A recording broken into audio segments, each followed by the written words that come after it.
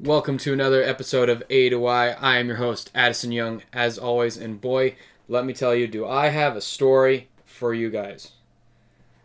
This is hilarious. I mean, it's truly hilarious. The fact that no one got a clip of this is a tragedy. And you'll understand why in about 5 minutes. Let me tell you. So, I live on a little pond that my house sits on, and my dad is a very cheap person. He does not like spending lots of money. And when we got a little pedal boat, he went, well, we need a dock for our pedal boat. So he went and got 2 pieces of a dock. Didn't put them together or fuse them together anyway. No, he just lays one on the shore and the other part sticks out into the water, and he laid the other part on top so that it has a weighted thing on the shore so it stays on. Well, in the springtime, it floods in Indiana because the snow melts and then we get a butt ton of rain. So we get really bad flooding, and our cornfields, which are now empty fields, turn into lakes. It is so marvelous driving through the country right now. And our little pond completely flooded, and that means that our dock has floated away again. Yes, I have to say again because this happens more than I would like to admit. Anyway, I get home from school and I walk in. And I get home from school early, so I normally got like an hour and a half to kill. I walk in, and instead of just going in, changing clothes, and going to my trainer on this day, no, I walk in and my dad says, hey, you're going to help me with this? And I said, with what? He says, well, the dock floated away. To which I immediately start laughing because this is not the first time it's happened. It's happened a few times, and we've told my dad to not let this happen again, but here we are. So I laugh hysterically as he goes on a hunt for a rope. Well, normally it's just sitting in the garage somewhere, like I'm sure many of our American audience understands. We have a garage and it's full of random junk that is useful for things like this. Well, on this day, we could not find a rope to save our lives. We find a tow strap with a hook, and it's about 8 feet long. And we take it and we drag we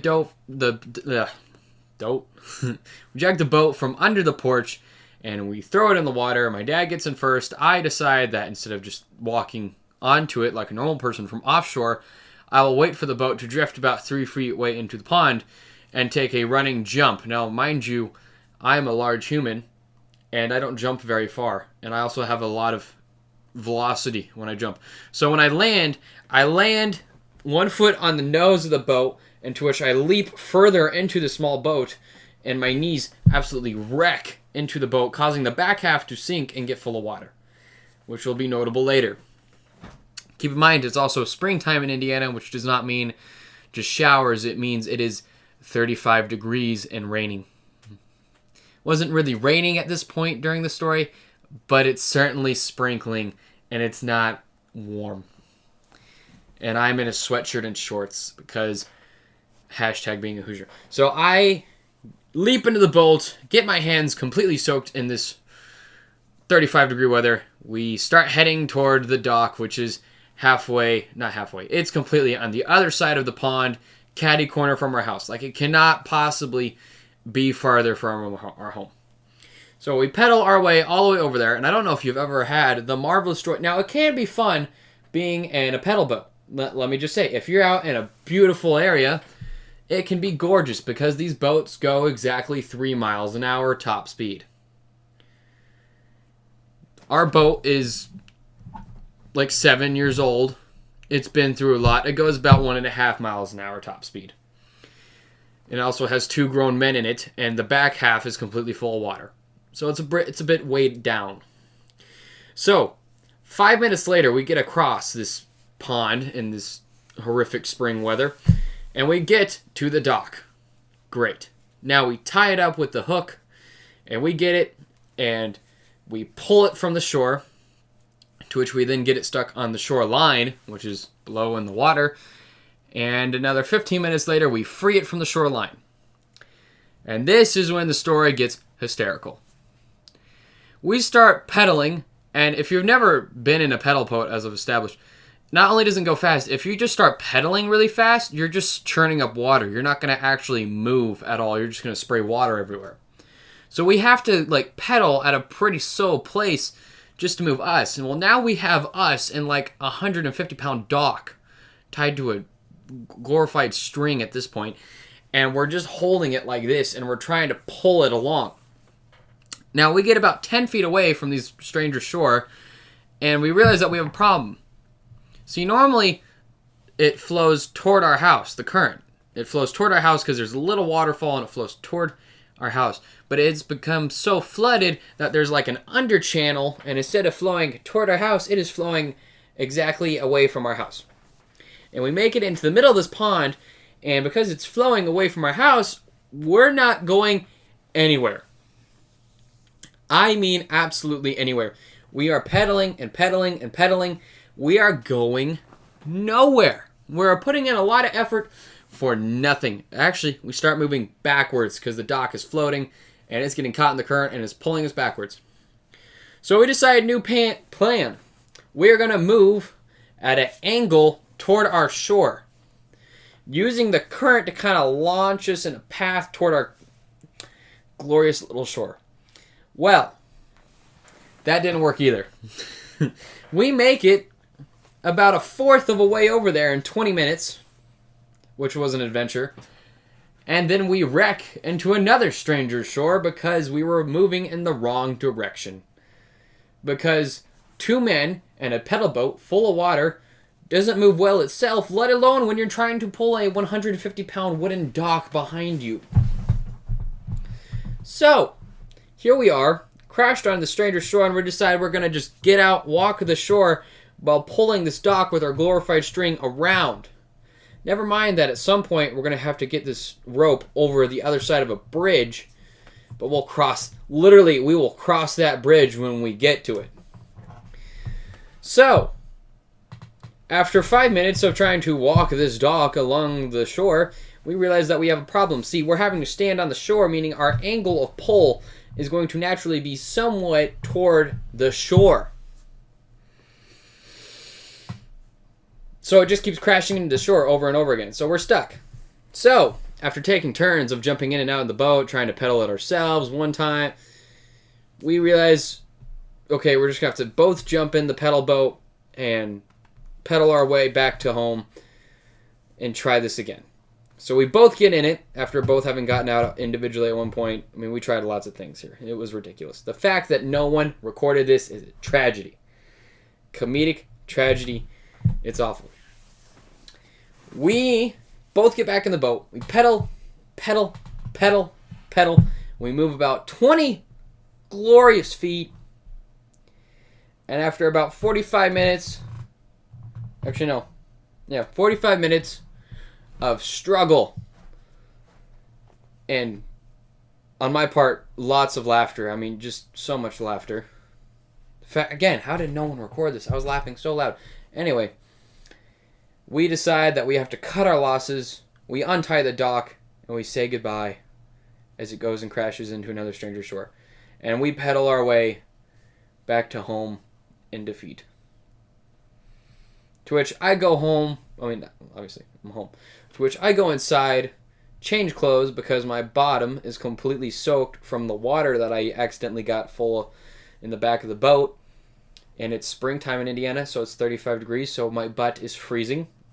I go and take a hot shower, in which I leave with a still cold butt, and I get to go to work for 6 hours. It was amazing. Now, I tell you this story because it brings up an interesting prospect of life. Never be treading water. Now, treading water is normally a term for when you're swimming and you're just floating with your head above water. You're just treading. You're just staying put and staying safe. I'm here to tell you that that is a terrible place to be. Obviously, there are worse places to be, such as drowning. But besides drowning, that is an awful place to be because you are neither going forward or even going backwards to where you once were in life. You never want to be in the same place in life. You need to constantly be pushing and giving your best effort to be the best you can be. And that's difficult and that's exhausting. A good anecdote for this is when I we had a head coaching change my senior year, and the new head coach got us a little app that we would use to communicate, kind of like Remind if you've ever had to deal with that glorious mess. And he had changed the brakes on his car, and I remember this because it was very interesting to see how this new coach was going to go about his style, because every coach has a different style, as you know. And he shared this video, and it was him. He had recently changed the brakes on his car, and he says, look, these are the brakes of the MV football program. And he takes them, he throws them off screen, says, no more of those, all gas, no brakes. I'm pretty sure that wasn't a direct quote, but the all gas, no brakes thing was stuck with us the rest of the year. We remembered that. And that really is not just me comparing life to football. I mean, you really have to be all gas, no brakes in life. You see, God only puts us on this earth for a very, in the grand scheme of things, finite amount of time. Max, 100 years. That's max. Most people are going, nowadays, like 85. It's a good age. Why would you want to spend those 85 years treading water? No one remembers the person who spent 85 years treading water, because that person lived a nice, cozy, comfortable life. Probably not even. They just lived a life in which they gave 50% and they only got 50%. As the Bible says, you reap what you sow. So if you put in 50% of your effort, you're going to get 50% of the rewards you could be getting. If you put in 100% of the effort, I'm not saying you're going to always get 100% of the rewards, but you will get greater rewards than if you put in 50%. I mean, that's just basic math.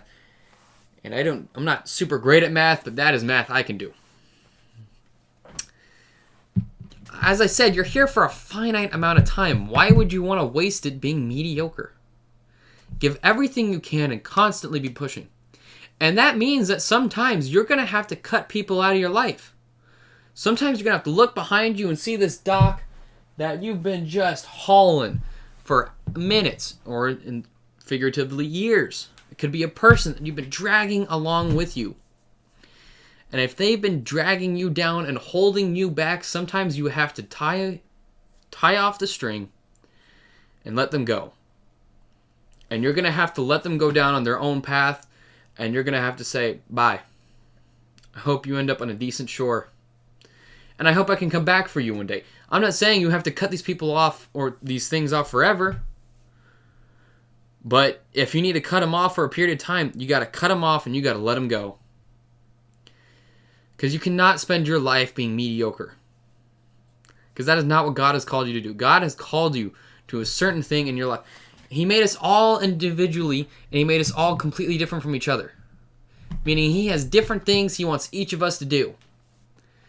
Don't be stopping yourself from doing God's plan for you, the most fulfilling thing you can be doing, because you are being hauled to a stop by a dock. You need to cut that off. You need to say, bye, I'm sorry, I can't do this anymore, and you got to go.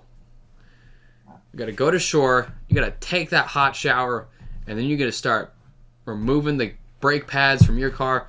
Not literally, but you got to remove those brake pads and you got to floor it. Because when you look back, you're not going to remember those times in which you just sat on the couch watching your glorious sitcoms and laughing. You're going to remember the times that you were brave, and you went out there and you did something, and you took that risk, and you took that risk at 110%, and you realize, wow, if I had just let off a little bit, if I said, I'm just going to cruise through this. And I know that's tempting.